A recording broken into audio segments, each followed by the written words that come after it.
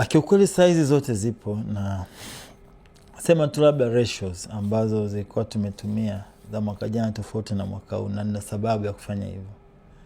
Mwaka jana nilitoa, ukiangalia katika ile bando ya 12 niliweka ratios 2XL zilikuwa jezi 2 na 3XL ilikuwa jezi 1.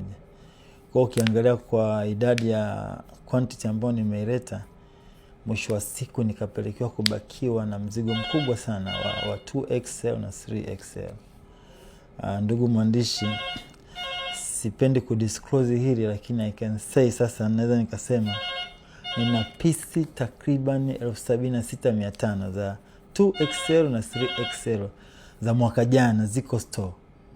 You can imagine kwamba meleta mzigo, lakini mapokeo yake kwa ajili ya 2XL na 3XL yalikuwa ni madogo sana. Kwa tunaangalia demand.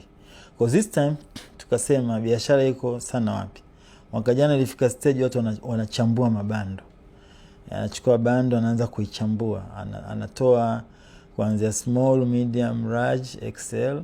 Kwenye 2XL pale anaacha, 3XL anaacha. Kwa hiyo ilituletea ugumu kidogo, na sisi kwenye biashara unaangalia jinsi gani ambavyo unaweza ukaepusha hasara, kwa sababu kama 3XL zilibakia na 2XL kwa wingi wa kiasi hicho, unajua kabisa demand yangu mimi ya wateja wangu ipo between medium mpaka XL.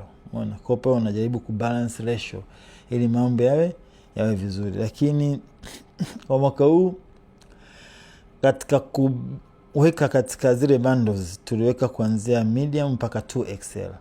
Lakini sio kama 3XL hatukutengeneza, no. 3XL tulizitengenezea, lakini katika utaratibu wa tofauti. Yani hatukuzichanganya kwenye bando. Tuliziweka sio nyingi sana ambazo zilitupelekea tupate hasara, kwa sababu tulikuwa tumeshajua wana Simba ni kwa kiasi gani wanavaa 3XL.